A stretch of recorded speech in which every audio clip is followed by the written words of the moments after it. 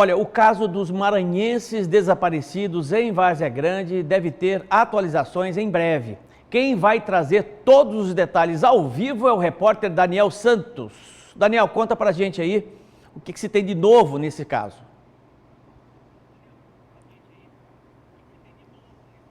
Olá, meu querido. Boa tarde para você, boa tarde para a audiência do Cidade Alerta em boa parte do estado de Mato Grosso nesse momento. Haroldo e a audiência do CA. Atrás dessas paredes tem o maior laboratório da perícia técnica, da Polícia Técnica do Estado de Mato Grosso, que nós temos equipamentos de última geração, equipamentos importados e que nesse momento já estão sendo processadas aqui, nesses equipamentos, amostras de DNA das famílias dos maranhenses que desapareceram há pouco mais de 2 meses, desde que vieram do Maranhão para Mato Grosso com o objetivo de trabalhar na construção civil. Vocês lembram dessa história? Eles pararam em um posto de combustíveis às margens da rodovia dos Imigrantes. De lá, seguiram para o alojamento. O empresário foi buscar aqueles que ele havia contratado, fechado um acordo para trabalhar na construção. Quando chegou no alojamento, ele não os encontrou e a partir dali começaram as buscas. O empresário achou muito estranho, entrou em contato com as famílias, manteve contato também nos celulares desses maranhenses e nenhuma resposta, nenhum retorno. As famílias fizeram protestos lá no Maranhão, pedindo respostas das investigações. A informação que nós tivemos agora há pouco aqui, ó, da perícia técnica da Politec, do laboratório da Politec, é que tivemos uma instabilidade nessas amostras colhidas no estado do Maranhão. Não se sabe se foi um problema na máquina, nos equipamentos do laboratório no estado do Maranhão. Diante dessa impossibilidade de fazer a análise genética no Nordeste, essas análises, essas amostras, melhor dizendo, foram encaminhadas aqui para a Politec em Cuiabá. Uma amostra chegou na sexta-feira, outras 2 chegaram hoje é terça, chegaram ontem aqui na Politec. Essa informação eu acabei de confirmar aqui na sede da unidade. Significa o quê a partir de agora? Que nós temos 3 amostras de DNA que seriam das mães desses jovens, certo? Desaparecidos dos maranhenses. A partir de agora, a gente entra numa contagem regressiva, Haroldo, para confirmar ou não que os corpos que foram encontrados já em avançado estado de decomposição no Pirineu, em Várzea Grande, são ou não dos maranhenses. E tem mais. Se 4 restos mortais foram encontrados no cemitério clandestino e se a informação de fato confirmar, se a análise chegar a essa conclusão, em um prazo máximo de até 20 dias, Haroldo, para essa informação chegar para o presidente do inquérito, que é o delegado da DHPP, seria o Caio Albuquerque, nesse caso aqui dos desaparecidos. Se confirmar, a DHPP terá motivação mais que o suficiente, Haroldo, para voltar ao local, retomar as buscas nessa área de preservação permanente do bairro Pirineu e tentar localizar a 5ª ossada, o 5º resto mortal, porque são 5 maranhenses. Significa dizer que aquele mau cheiro que nós sentimos ali o tempo todo, mesmo depois dessas ossadas retiradas do local, que pode indicar, sim, a existência de mais restos mortais naquela localidade. Então vamos lá, para resumir a história aqui.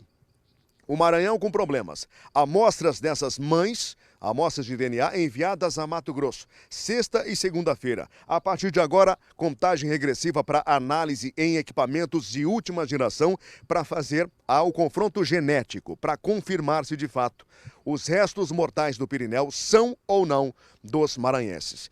Vale lembrar que junto ao corpo de junto aos restos mortais foi encontrado um documento.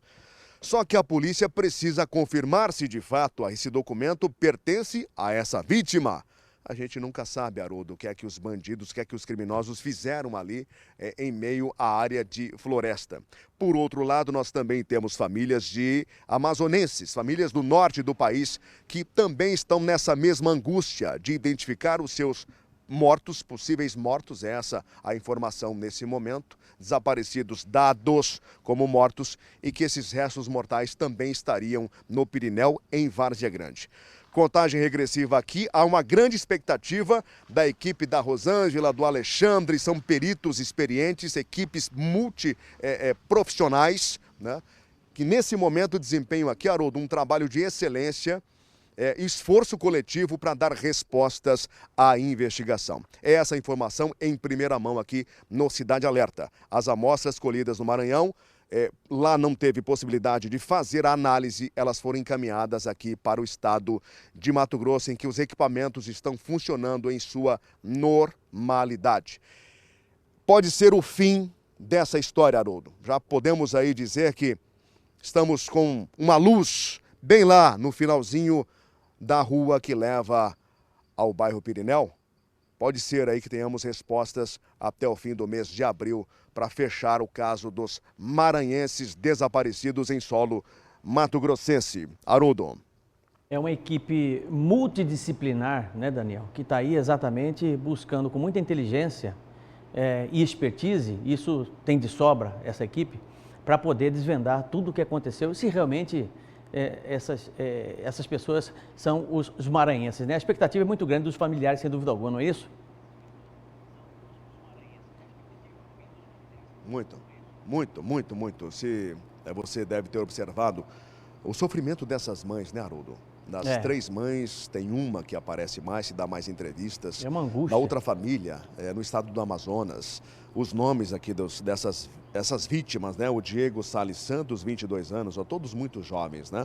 O Alisson da Silva Mendes, de 21, o Hermisson dos Santos Silva, também de 21 anos de idade, o Mefibosete, tem um nome diferente, Mefibosete Pereira, de 25, e o Alisson da Silva, também de 25 anos de idade, entre 21 e 25 anos, eles que foram abordados, questionados, levados a um tribunal do crime e lá tiveram uma decisão. Vieram do Maranhão, então na cabeça de faccionados de Várzea Grande, Haroldo, quem veio do Maranhão em busca de trabalho aqui em Mato Grosso, em busca de sustento para as famílias pobres que lá ficaram, vieram para cá para representar a facção que domina a região Nordeste, o Maranhão e outros estados ali também, sabe, umas histórias assim sem cabimento nenhum, mas eles tomaram a decisão e a suspeita que de fato os maranhenses foram executados e os restos mortais estariam de fato no bairro Pirineu, em Várzea Grande, é exemplo de pai e filho do estado do Amazonas, Haroldo. Sem dúvida. Obrigado, Daniel Santos, por suas informações nesse caso, né? Uma coisa é certa, gente, o estado do Mato Grosso, por conta do estado que é, né? Punjante, crescendo a cada dia, né? Sobretudo com relação ao agronegócio, atrai gente do Brasil e do mundo todo, sem dúvida alguma. E os maranhenses não são diferentes. Agora, é um estado também difícil de se viver, sob o ponto de vista de segurança pública, né? Isso é fato. Até pouco tempo atrás não se falava em cemitério clandestino. Agora, vez ou outra, tem que dar notícia aqui de cemitério clandestino, gente desaparecendo e jovens, como bem colocou aí o repórter, apresentador, jornalista Daniel Santos, são jovens, olha só, né? Jovens que simplesmente desapareceram, levando a uma angústia muito grande aos seus familiares, né? E outros casos de pessoas desaparecidas que vem crescendo a cada ano. Se você pegar a estatística de pessoas que desapareceram de 2022, 23, 24, você vai ver que estamos numa crescente exatamente nisso. E, consequentemente, você acaba fazendo uma conexão desse desaparecimento, né, com facções criminosas, ou seja, com o crescimento das facções criminosas. Onde é que erramos? O que está pegando? O que está faltando exatamente no país para que realmente nós possamos ter um freio nessa situação no crescimento da violência, não só no estado do Mato Grosso, mas no Brasil como um todo, né? Então, tudo isso a gente precisa repensar. Eu já disse por várias vezes que falta Congresso, né? Falta revisão de lei, falta revisão completa de Código Penal, né? De penas mais duras. A forma que se trata o preso no Brasil é muito diferenciada quando comparada com outros sistemas penitenciários do mundo que deram certo, que estavam em situações muito piores que a nossa. Peguem El Salvador, por exemplo. A situação de El Salvador era terrível. Hoje não, é referência, né, em penitenciária no mundo, para o mundo. O que é que eles fizeram lá? Tolerância zero, né? Fizeram jus exatamente a este projeto do governo do estado de Mato Grosso aqui de tolerância zero. Mas lá é tolerância zero mesmo, né? Não se imagina de forma alguma você ter mercadinhos dentro de penitenciária. Você, de certa forma, defender visita íntima para pedófilo, para feminicida, quer dizer, longe disso, absolutamente longe disso. Claro que violência gera cada vez mais violência, mas o Estado tem que ter poder, tem que ter força e tem que mostrar que realmente pode levar a uma punição severa aquele que comete algum tipo de crime em nosso país, né? Mas infelizmente não é assim. Não é assim, porque se houvesse pelo menos uma cultura de reconhecimento de que a justiça funciona no nosso país, nós teríamos uma situação absolutamente diferente. Mas não é assim, infelizmente. E aí vai desde o crime mais comum até os crimes de colarinho branco, que são os piores, né?